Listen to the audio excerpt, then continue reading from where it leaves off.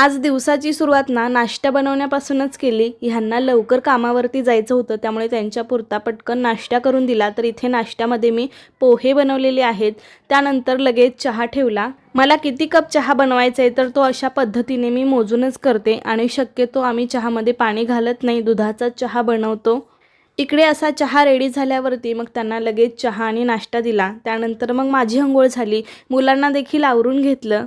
आता मुलांना उन्हाळ्याच्या सुट्ट्या लागलेल्या असल्यामुळे मग दररोजचं रुटीन आहे ते थोडंसं निवांत असतं, नाहीतर मग अनु 7लाच स्कूलमध्ये जाते।